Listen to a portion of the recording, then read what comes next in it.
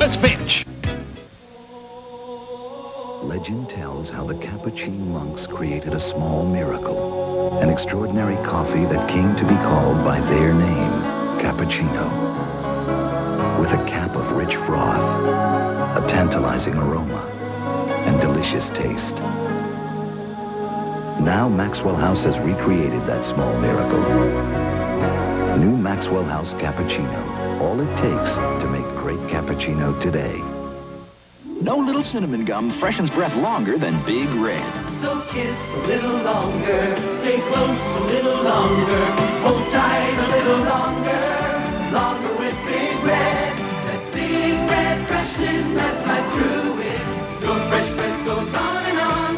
While you chew it, say goodbye a little longer, make it last a little longer. Give your breath long-lasting freshness with Big Red. Make 1992 a class act. Please don't drink and drive. At the Earth Summit, the rich and the poor face each other. And the spoils of the airfare war, passengers take off on cheap tickets. This is NBC Nightly News, reported by Garrick, Utley. Good evening, and then there was one. At the Earth Summit in Rio de Janeiro today, it was announced that the 12 nations of the European community are expected to sign the controversial agreement protecting threatened species. Canada has already said it will sign. Japan is expected to also. That leaves now the United States as the only major industrialized nation which will not support the agreement, which has become a central issue at the conference. Here's Ed Rabel in Rio de Janeiro. Delegates to the Earth Summit saw firsthand some of the worst examples of pollution today when they toured Rio's Rocinha slum, the largest in South America. Residents pleaded with the delegates to find ways to get rid of urban sewage and pollution and provide sanitary housing. Their plea underlines the conflict which has arisen at the Earth Summit between the nations of the haves and those of the have-nots. And we will respond to your... Even U.S. senators in Rio for the summit are caught up in the debate, which stems in part from the U.S. refusal to go along with an accord to protect the world's endangered species. There's an atmosphere here, and I think it's very much not based on fact, that's very critical of the United States. At the heart of the battle between rich and poor here is the question of who's to pay to save the planet. Why member states of the United Nations are blaming the United States and others is very clear, because we are hoping to get the support of those countries to solve our problems. I think we in the United States simply need to go on the offense because we have a good record. Many less developed nations like Brazil say they're prepared to stop the destruction of the rainforests, for example, in exchange for aid, grants, and debt relief from the wealthy countries like the United States. At the same time, the problem of overpopulation in the third world is not on the official agenda here, even though it contributes to a whole range of environmental problems, including carbon dioxide emissions, deforestation, and water pollution. Some environmentalists say it will cost $125 billion annually to preserve the environment while meeting the demands of development in the third world. The Earth Summit's organizers never expected that the rich countries would pay. But they believe that by starting a dialogue here between rich and poor nations, a solution can be found. Ed Rabel, NBC News, Rio de Janeiro. And with us now in Washington is the chairman of the White House Council on Environmental Quality, Michael Deland. Good evening, sir. I can't hear Garrick. You've heard the news from Brazil today. It seems all the European allies, economic members of the economic community there, Japan, Canada, will sign this biodiversity agreement. Can the White House still say that we're right in not signing it and all these other nations are wrong? Well, what's transpired is there's been a lot of peripheral conversation about the treaty, but the United States remains committed to the heart of it. The President was among the first of the world's leaders to call for signing the Biodiversity Convention. He remains committed to protecting species around the world.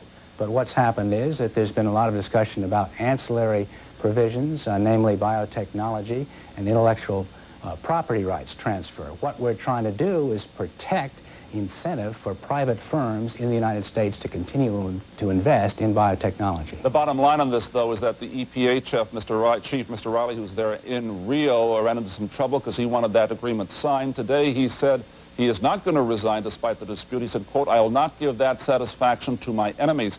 How can the administration have an effective environmental policy when there's this kind of tension within its ranks? Well, Bill Riley never contemplated resigning. I mean, that's just coming out of the furor of all the correspondence gathered in Rio, that he's committed to protecting the environment just as is the president. The United States has the most commendable environmental record of any nation in the world. We spent nearly $1 trillion to protect our environment. In the 1980s, we'll spend $1.2 trillion in the 1990s. There's no other country in the world that can match that. The president will go to Rio as the unquestioned world leader on environmental issues, as the environmental president. Michael DeLand in Washington, thank you very much. As we cover our world this Saturday, we'll see the result of the airfare war today. People could start flying on their cheaper tickets. And in our focus report tonight, at the start of the 1992 hurricane season, we find out why some Americans continue to build their homes in harm's way. There's a certain kind of itch caused by irritation or inflammation that's so private, most people will only discuss it with their doctor. To relieve that discomfort, doctors have prescribed Anusol HC, far more than any other medication. Today, that same relief is available over the counter. Introducing Anusol HC1 ointment, prescription-strength medication now available without prescription. Anusol HC1, new from Park Davis. Recycling's easy if you got the right stuff and you know what to do. So don't make a mess. Just ask Ace. Ace Harmony trash bags are just $1.97, and Ace siliconized acrylic caulk is 88 cents a tube. Ace Best Buy is another reason Ace is a place for you.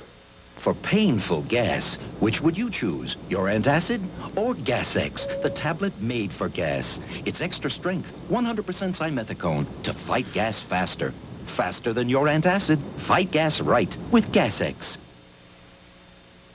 It was a bargain while it lasted. The cheap tickets offered by airlines to generate business, and that it did. The offer ended last night, and today those who were able to get through to reservation offices to buy the bargains could begin enjoying them. Here's Gary Matsumoto.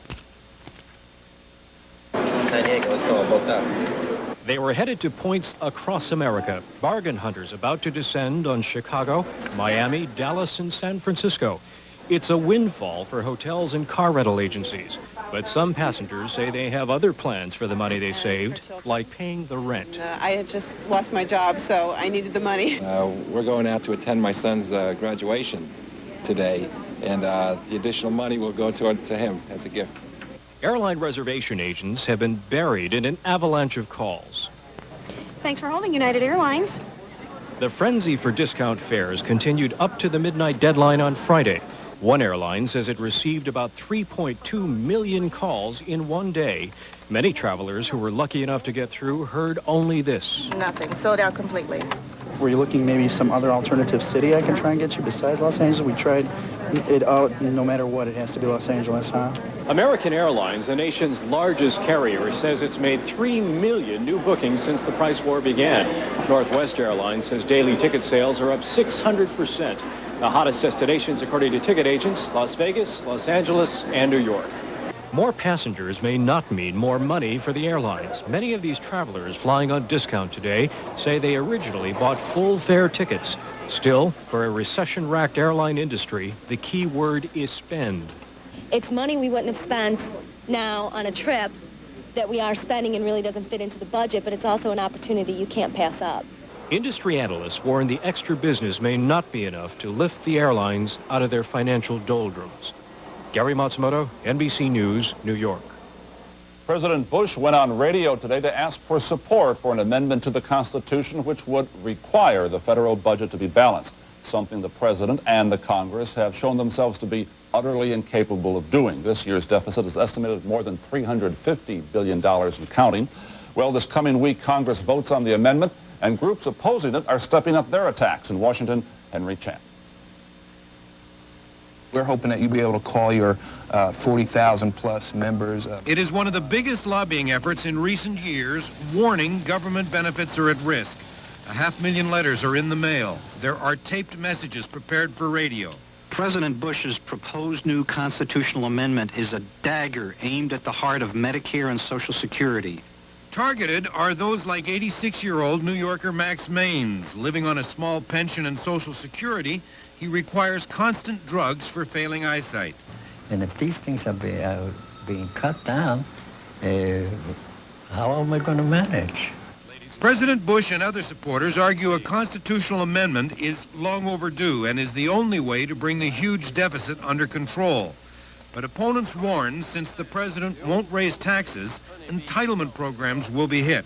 They say Social Security payments could be cut an average of $1,100 a year and Medicare scaled back. Seniors and others who are dependent on Medicare will be paying unaffordable prices, and they're going to find that doctors' offices and hospitals, increasingly, they're going to close their door to them.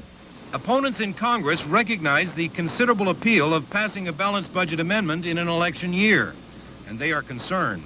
My greatest fear is that members will take the easy way out, vote for a constitutional amendment, run and hide until after the election, and hope that somebody else, some other Congress, some other president, has to deal with the tough choices. Only days ago, this amendment was expected to pass. Now, with growing opposition, the phones will be ringing on Capitol Hill next week.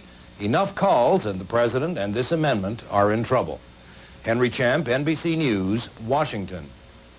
The president is spending this weekend at Camp David as usual, and today he met with Britain's Prime Minister John Major, who is on his way to the Earth Summit in Brazil. The two leaders will discuss that conference as well as aid to the former Soviet republics and the ethnic violence and fighting in Yugoslavia. Problems, too, in Czechoslovakia, a land of two nations, Czechs and Slovaks. Tonight, they are closer to splitting up. First results of elections that ended there today confirm exit polls that show a big win for Slovak parties which want independence for Slovakia. In the Czech region, meanwhile, the major conservative party was leading. The country's President Václav Havel, whose supporters did poorly, said it will be, quote, very difficult to hold his country together. And from Moscow today, a new twist on automobiles as status symbol. The most luxurious of the limousines there is the former Soviet-made ZIL used by high government officials. Mikhail Gorbachev was allowed to keep his ZIL with driver after he left the Kremlin, courtesy of President Boris Yeltsin. But last week, Gorbachev publicly criticized Yeltsin, and suddenly the car was replaced by a down-market Volga, a nice car, but no ZIL. And today, a Moscow newspaper observed that if Gorbachev goes on criticizing Yeltsin, he may soon have to go to work on a bicycle.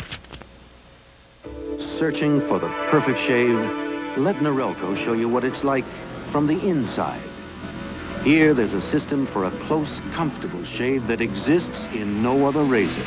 Our patented lift and cut system lifts the hair so when it's cut, it can actually drop below skin level without the blades even touching your face.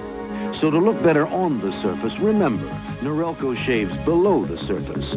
Norelco, we make close, comfortable. Hi, it's Square for 148 North Main Avenue, Fowler, North 81 clear. 814 clear. You two is the third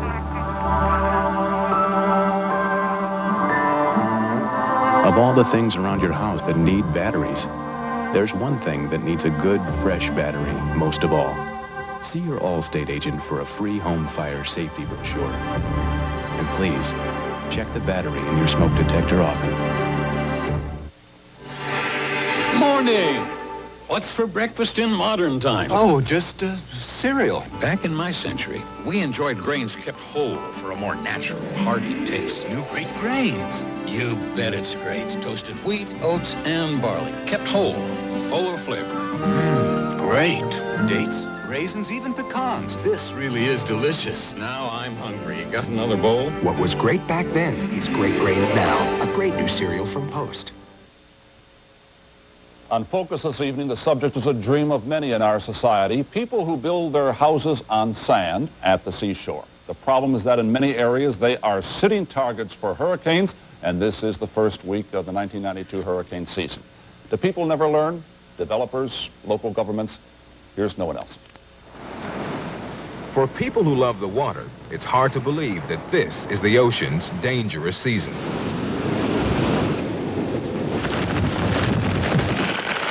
In the past 10 years, 4 major hurricanes have hit the United States, killing more than 100 people. Where do we go? For many victims, it was a matter of living too close to the water. From Maine to Texas, millions of people have chosen to live in harm's way. Why do people build their houses, like, right on the water? Well, you know, there's a sucker born every minute, and most of us will. And I'm a sucker. And you don't mind taking the chance? I don't mind taking the chance. Hurricane Hugo left behind billions of dollars in damage. Much of what was destroyed was simply rebuilt in the same spot. Many areas place only minor restrictions on beachfront development, putting lives at great risk, according to the National Hurricane Center. The system basically encourages the development of many of these areas, either through some types of subsidies. After a hurricane goes through, it's sort of like an urban renewal project. The ocean town of Gulf Shores, Alabama has undergone a sort of hurricane urban renewal. In 1979, when Hurricane Frederick slammed into this town, it wiped out just about everything on this beachfront. But there wasn't much here then. In 13 years, that's changed. This little island is now studded with multi-level condos and hotels where houses used to stand. There's a new bridge, too. But no one knows if it can handle a quick evacuation of the 40,000 people who live here in the summer. Gulf Shores Mayor David Bodenham, who was once a developer, says he isn't worried. What you see built here today is certainly much better constructed engineering-wise and construction-wise than what was here in '79. But why is this here at all, given the fact that this is a hurricane-prone area? Because this is property, just like property everywhere else. People owned it. They had a right to develop it as long as they met the guidelines that the state and the local communities have in place. Developers in Gulf Shores are knocking down natural protective barriers like sand dunes to put up even more beachfront buildings. Jesse Havard, a retired meteorologist, lives on the safer backside of the island. The big one comes, those people that have condos in those places like that should go to Venice and learn how to scull a gondola, I think. Because they'll be underwater. They'll be underwater. There are no national regulations on beachfront development. The National Hurricane Center says the best it can do is warn people who insist on gambling with nature. Noah Nelson, NBC News, Gulf Shores, Alabama. And we'll have more news in just a moment.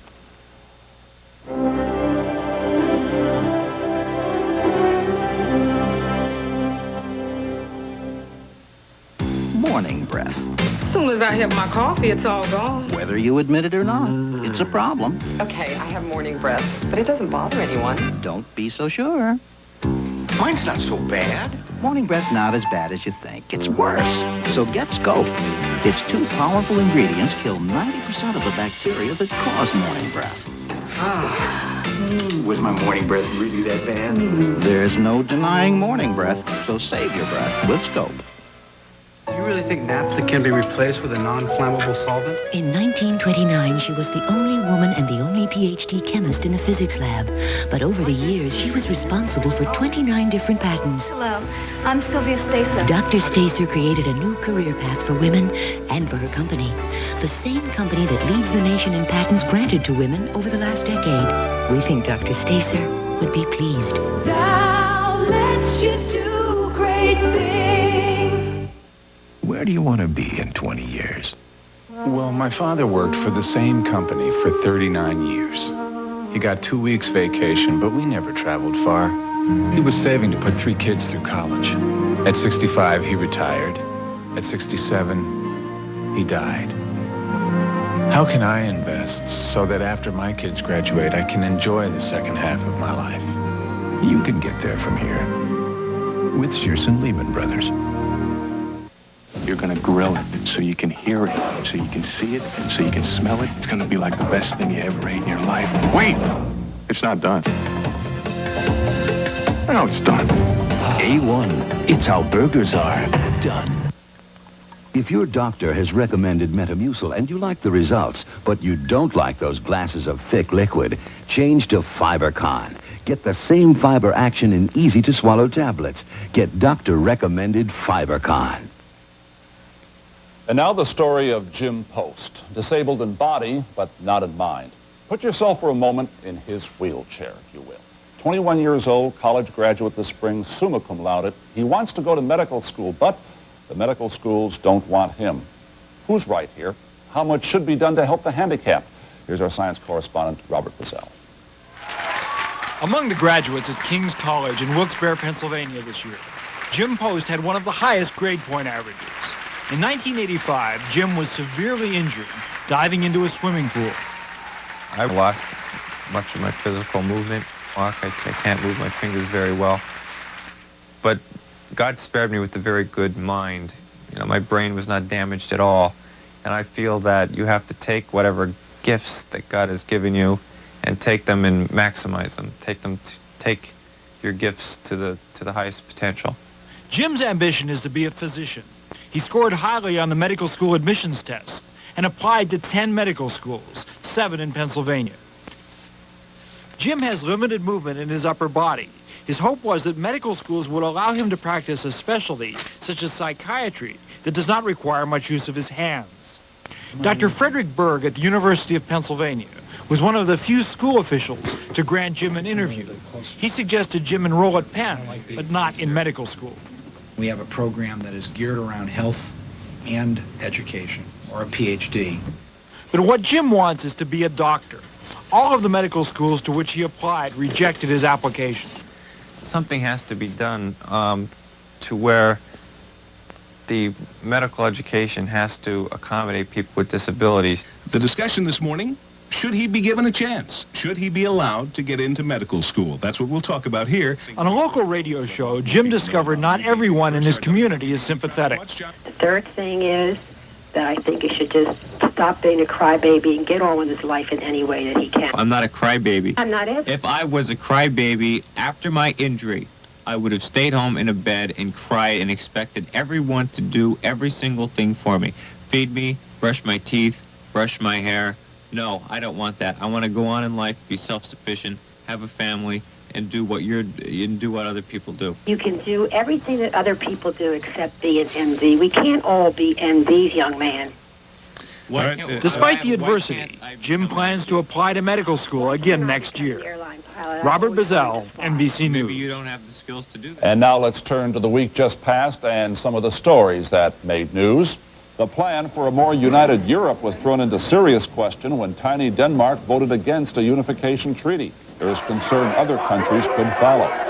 In this country, higher unemployment, last month its highest level in 8 years, and the Labor Department revealed that the number of jobs lost during the recession was 1/3 higher than earlier estimates. On a lighter note, a new light bulb. The one introduced this week runs on radio signals instead of filament and can last up to 14 years. The end of the political primary season made history. Dianne Feinstein and Barbara Boxer became the Democratic nominees in separate races for California's 2 Senate seats. The first time 2 women will be running for the Senate in the same state. Bill Clinton went over the top. He got the delegates needed to win the Democratic nomination for president. And Ross Perot moved closer to his formal candidacy. He hired 2 political pros, Hamilton Jordan and Ed Rollins, 1 Democrat, 1 Republican. And when Will Pearl officially announced that he is running for president, we may have a clue. He has approached the major TV networks about buying a half hour in prime time on June 27th. Well, a race with 3 candidates is much more complicated than a campaign with 2. George Bush and Bill Clinton will have to change their tactics. Bob Kerr explains why. In politics, Ross Perot has what's called a broad base. 30% of Perot's supporters describe themselves as moderate, 30% conservative, and 24% liberal. Absent Perot, President Bush and Governor Clinton also would need as broad a base as possible to win a majority. But that's not the case in a 3-way race. The good news for Bill Clinton is that with a third-party candidate in the race, he doesn't have to worry about winning 50% of the vote. And so his he can see this as a liberating experience. Not only liberated enough to show he can laugh at himself, but also free to target more directly and more often minorities, unions, homosexuals, and other bases of Democratic support. So in a year when most votes will be cast in the suburbs, a year in which Clinton's initial effort was to emphasize the middle class and push his party toward the center, we may hear more of this. The president comes here and what does he say? Punish the rioters. I say, let's clean up the mess the riots caused, but as the teacher said, let's clean up the mess that caused the riots. Let's reinvest in these cities and rebuild America. One group President Bush could target at the expense of Clinton and Perot is anti-abortion activists, an essential bloc in the president's support base. And in a three-way contest, Mr. Bush also could be expected to move to the right. He's already trying to mollify conservatives over breaking his no new taxes pledge. That going along with taxes was the biggest mistake of your presidency? Well, I don't know about the biggest, but yes. Republican pollster Linda DeVal warns that what works in a three-way race can backfire if it becomes a two-way race. The white middle-class voter is going to be critical because that's the group that Perot has growing attraction to right now. Now, should he fade, both major party candidates need to be in a position to inherit that vote during the month of October. So President Bush and Governor Clinton could find themselves walking a tightrope, courting constituencies they need now to beat Ross Perot, while keeping an eye on others they might ordinarily need more. So far, though, this is anything but an ordinary year. Bob Kerr, NBC News, Washington. And I'll be back with some final thoughts on the Rio conference and how we look at the world.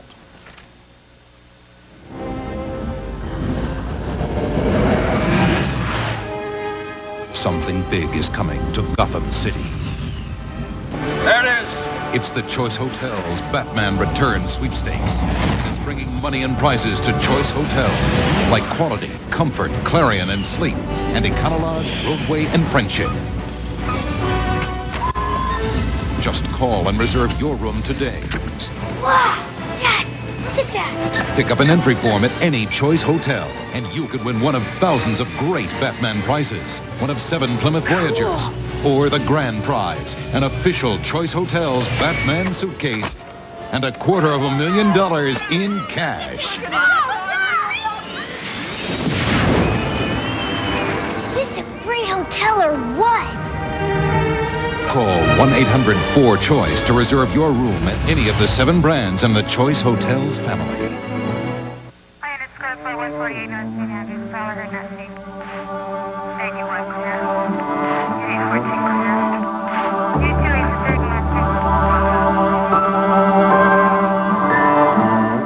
Of all the things around your house that need batteries, there's one thing that needs a good, fresh battery most of all. See your Allstate agent for a free home fire safety brochure. And please, check the battery in your smoke detector often. I'd like to talk to you about an invisible problem. The invisible bacteria that cause denture odor. Fortunately, antibacterial Effident kills those odor-causing bacteria for clean, fresh dentures. Antibacterial Effident. And finally this evening, the new isolationism, the mental isolationism that is set in this country and elsewhere. I felt it this past week when I was in Europe and was struck by how little interest there is there about what's happening here. In newspapers, TV news programs, and in just talking with people, there are occasional questions about Ross Perot, but that's about all. And in this country, how much interest do we show in what's happening over there? Even the terror of Yugoslavia is little more than a blip on the edge of our radar screen. The end of the Cold War has allowed nations to turn inwards. We Americans focus on our problems. Germans grapple with their unification, while the Russians fear economic collapse. What then will bring us together? Perhaps what's happening these days in Rio de Janeiro. As we saw earlier in our program, this largest international conference ever held may not solve our environmental problems, but it is helping to create a new view of the world. It shows how the old East-West conflict has been replaced by one that is increasingly north-south between nations that are richer and those which are poor. And that may be the real new world order. Something George Bush, like it or not, will have to face when he arrives in Rio this coming week. And that is our look at our world this Saturday. Join us tomorrow morning for Sunday Today, followed by Meet the Press. We'll be on earlier than usual due to the finals of the French Open. I'm Garrick Utley. Good night for NBC News.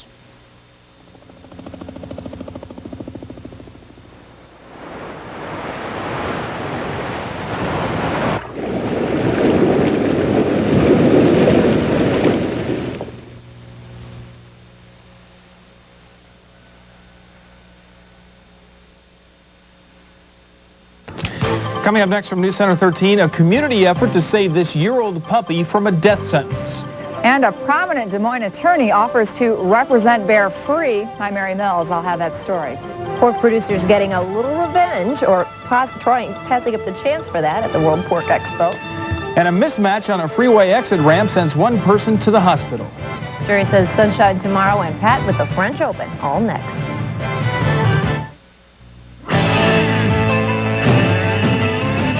Are you ready? Are you ready, ready, ready? Are you ready for the real food? Hardee's roast beef is slow roasted in this kitchen every day. And now you can get our roast beef sandwich with real aged melted cheddar. So come by Hardee's now and get our new roast beef and cheddar sandwich for only $1.89. And don't forget to add whatever you like from our Fixins bar. Are you ready for some real food? Hardee's.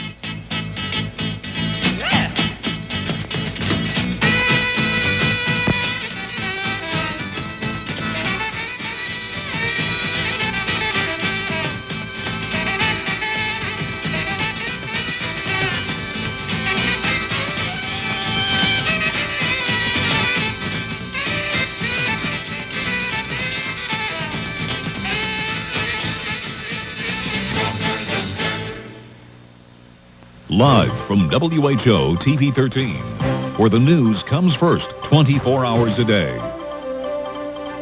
Scott Pope, Therese Thompson, Pat Paris with sports, and Jerry Reno with the weather. This is News Center 13 at 6.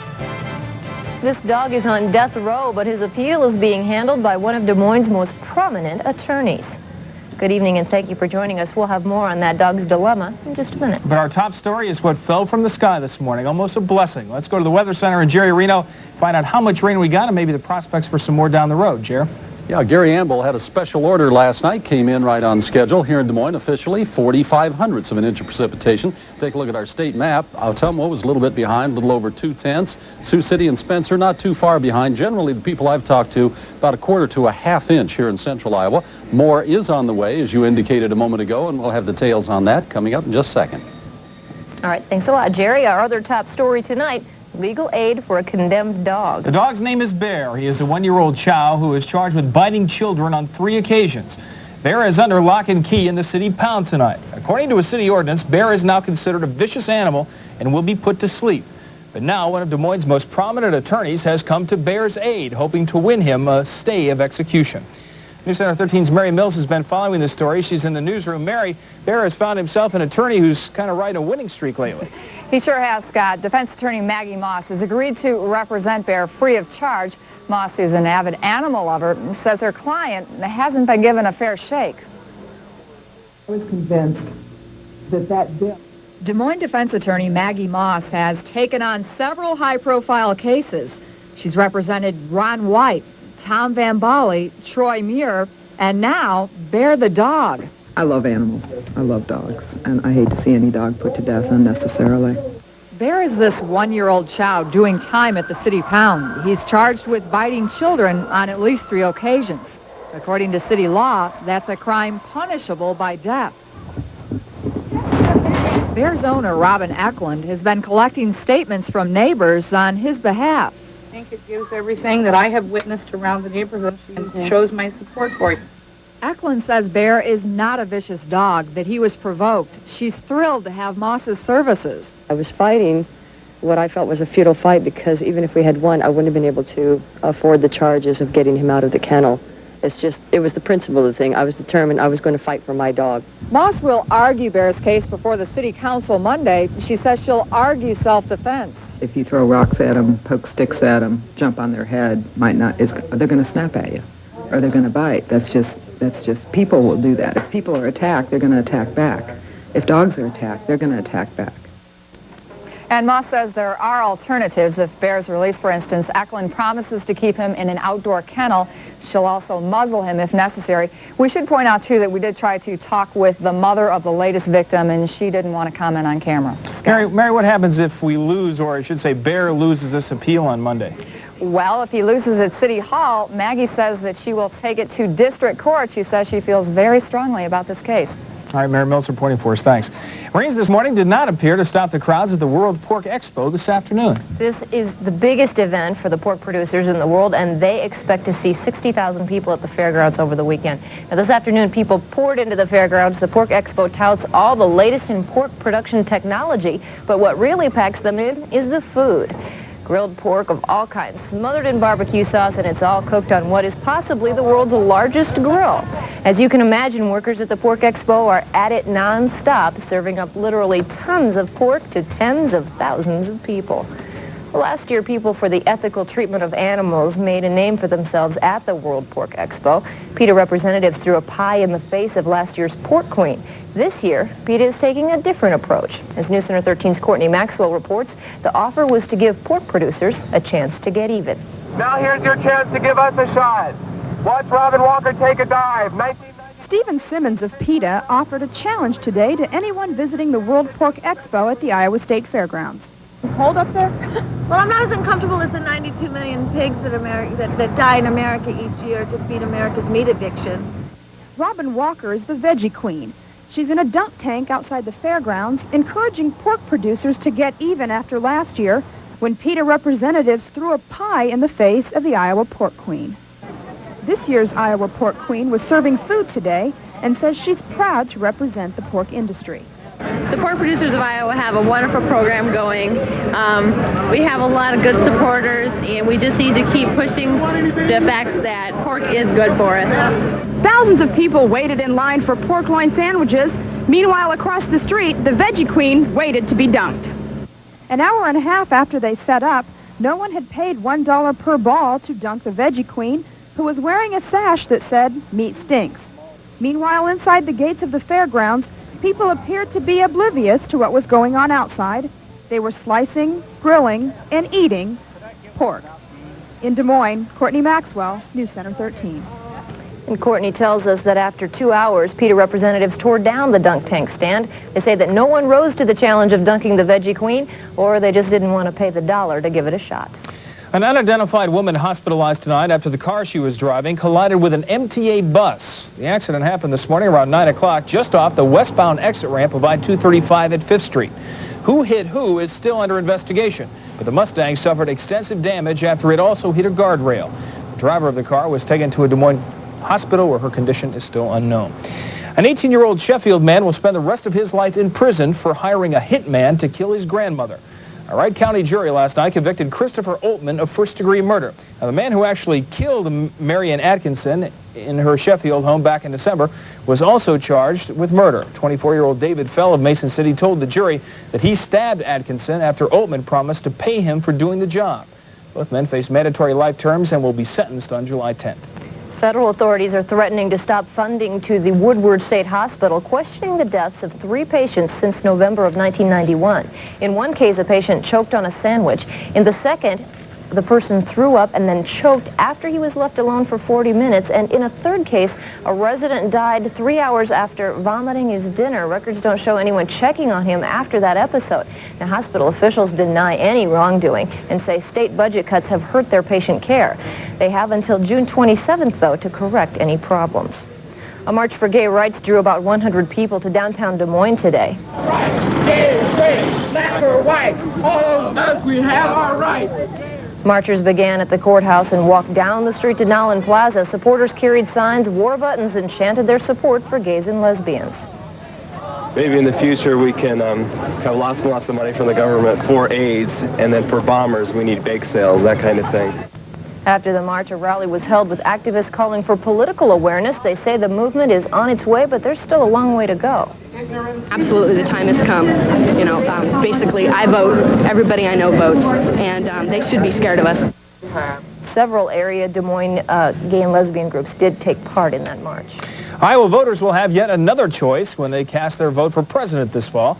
Presidential candidate Ron Daniels met with supporters this morning in Des Moines to start organizing his Iowa campaign efforts. Daniels is the former executive director of the Rainbow Coalition and served as assistant campaign manager to Jesse Jackson in his 1988 campaign. Daniels garnered enough petition signatures to get himself on the ballot. He says he'll run as an independent.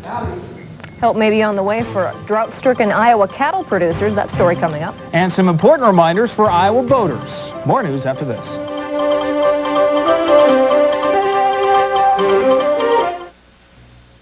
How important is it to stay in school? Listen to Gabe McQueen, who dropped out but came back to school.